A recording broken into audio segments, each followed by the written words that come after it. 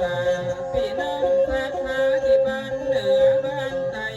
มารวมน้ำใจในวันนี้แล้ว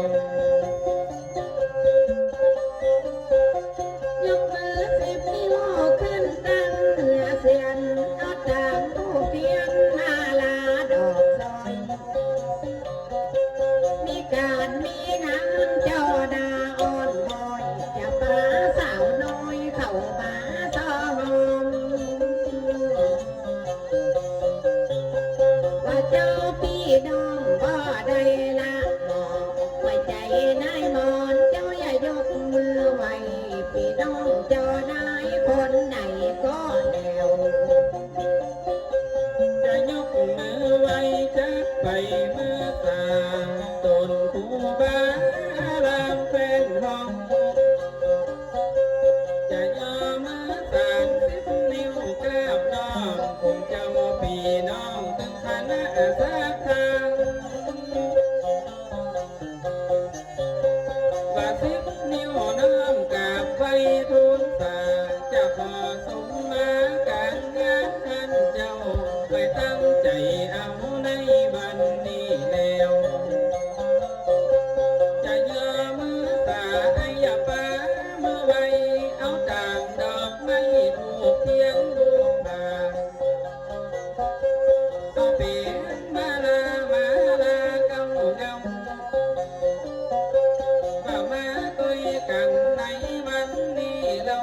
ไปเงือน้องเราไปลำไรสักเก้ามานั่งกลางมุ้งได้มาลงกลางป่ากังโอได้ลำเอาเพื่อนต่อได้วันหนึ่งครั้งใกล้ไปถ้าบอกไม่ก็ย้อย สวัสดีเจ้าผู้บาอาจารย์ผู้ขอผู้ฟังพ่อแม่ที่ทำที่ได้มางานในวันนี้เราตัวลูกเต้าทักไถบรรยายตั้งแต่พบเจ้าจนถึงตายจะมาบรรยายมือฟังเนื้อเจ้าไปตั้งใจเอาในวันนี้จะเสอจนหมดถึงเก้าฮอดไปในมาบรรยายที่สุดนะน้องร้องไปเอาเธอหนอยิ่งนางนาบน้องจะไปดักจองมองมันหนึ่งห้องจมวังมาเอววัดแก่นเขาบ่เฮือพิษบังเปิดมีงานอย่างเขาจะมานั่งอ่อนไปคำอธิษรได้มานั่งรอ ยกมือ10 นิ้วกราบไปสาพี่น้องเอาอาบ้านเหนือบ้านไกลที่ได้ฟังเสียงสำเนียงน้องไทยพ่อใหญ่แม่ใหญ่ก็ได้ไหลมากำแม่เจ้าก็ให้มีเดินมีการหุงกินหุงการสักท้าต่างบ้านบาอาจารย์คนใดก็แล้ว จะสามือไว้ตั้งครูบาอาจารย์ตั้งน้อยตั้งนางในจอมในบานตั้งผู้ใหญ่ไม่สูงคนใดก็จังอยากตั้งเก้าห้ำนอกกำในกำเลิกงามยามดีได้มาพบใส่กันว่าใจมีกันหลายมือพี่ขาวันนี้วันนาดาเนาะเจ้าว่าทางใด ว่าโซในวัดยังคงแก้วตั้งสามพระพุทธพระธรรม3 ดวงแก้วเจ้า10 นิ้วยอสาวันตาน้องเก่าเราจะขอน้องเข้าถึงพระพุทธพระธรรมมาเจอภาพเก่าเมื่อเขาปีกานก็ย มือสาน10 นิ้วขึ้นไปกุมพระรัตนะใจไหลมาช่วยกำ จะขอไว้สาธิตยานุสิทธิ์ไม่อยากขอผูกมิตรกับตนเมตตาตนผู้บาเกียรติยศท่านเจ้าเป็นเจ้าอารามติวัดบ้านแก่นใจนครนี้เราสาลีสุขบาปตำบลนายังยังสอให้เดินมาทำไรใครการนมัสการแล้วยังโจรใดว่าสินเลี้ยงใสวิในแวดล้อมก่อนที่จะสอให้จะย่อมือกราบพระบทพระบาทพระราชดวงสามเก้าสลีโมคำหุ่มไม่ใหญ่กว้าง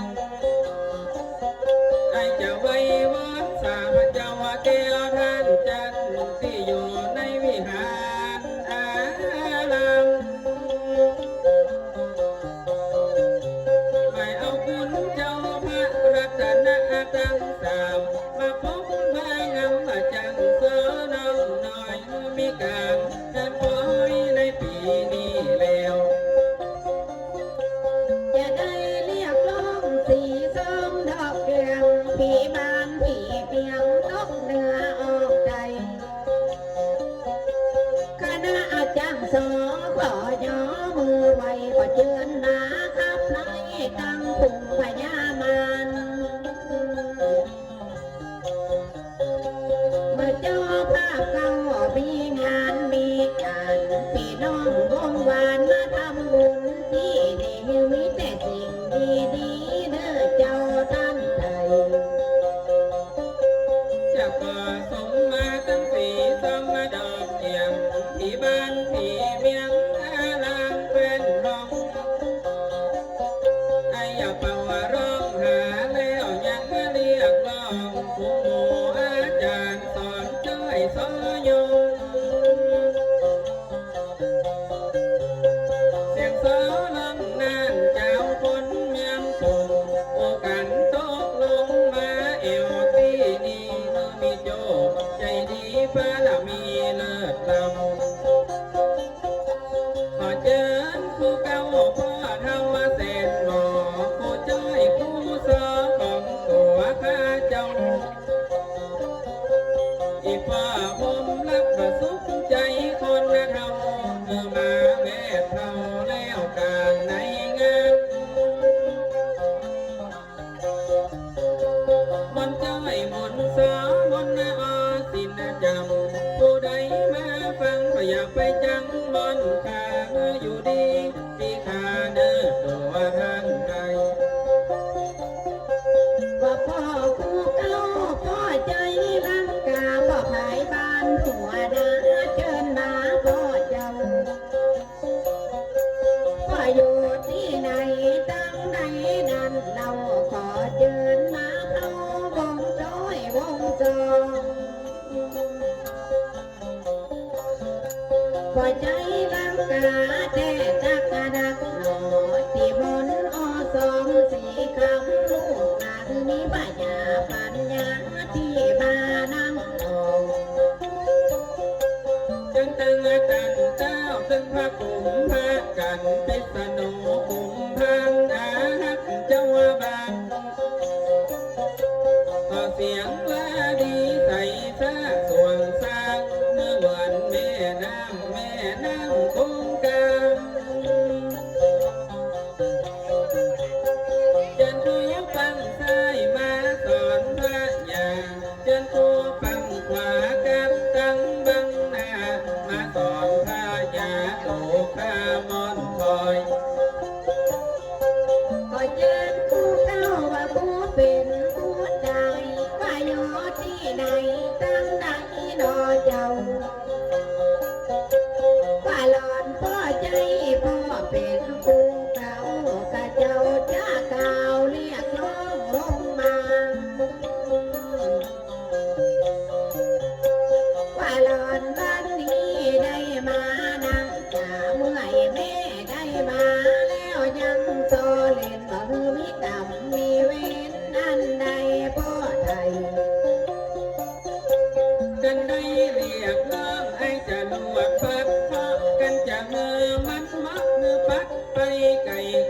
เพราะเสนียดจังไร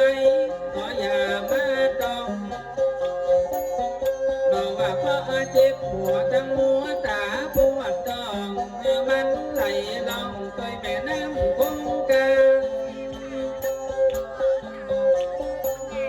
อันว่าสักปาเพราะขออย่าแล่นมาหาพี่น้องศรัทธาติดาตามในบ้านเขาอยากกินอย่าตามในวันพวกเจ้า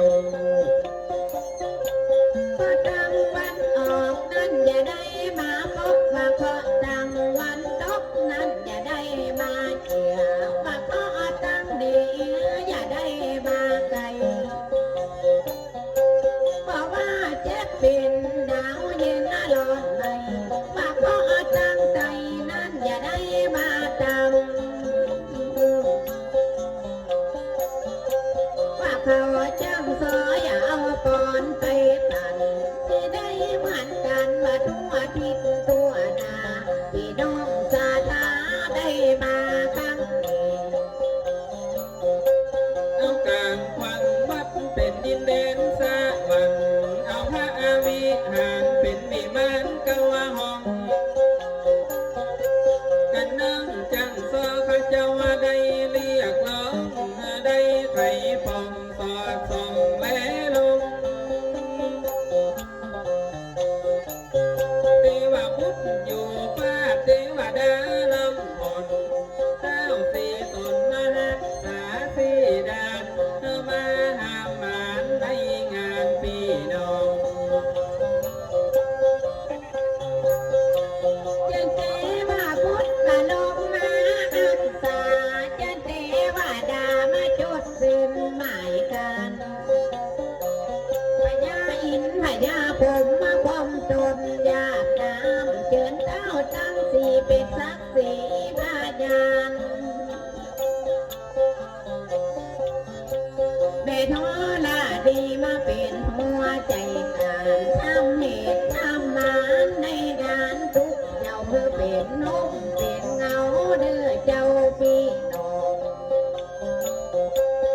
เป็นห้องไม้ห้องใหญ่ใบสานสืบสาวบรรลังก์ขึ้นสวรรค์จันทร์ห้อง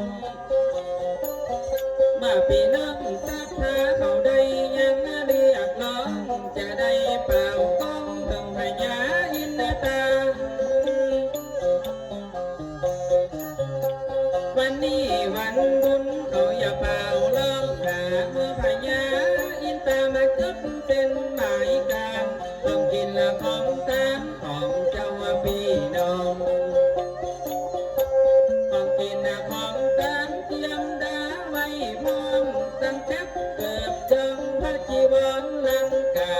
ปัดจกแต่งดาหามาไว้หันอันใดก็มีว่าหลายเลือบหลายจันเป็นอัครบริพารของกินของทานก็มีสักพระเจ้าแม่ซอยตาหิงเป็นพากะหินของตัวท่านคาบันนี้บันดาเนาสีคำแม่จันอันใดบ่มีเพิ่นก็ซอกก็หาแขกไปไทยมายินดีรับจนก็มีน้ำเย็นละมีถึงน้ำร้อนไว้รับแขกแก้วพี่น้องมาทำบุญเพียงเจ้าภาพเขามาอุดหนุนมาได้ปัวขาดทุนเสียงเจ้าอันเจ้ามีกินดีทานกะถินครั้งนี้ วันไหนมีที่ว่าปีไหนมีหนเป็นสิริมงคลในจอมในบ้านเจ้าภาพกล้าหินว่าหลายหน้าหลายนำจะบอกแม่จันเป็นกาถินสามัคคี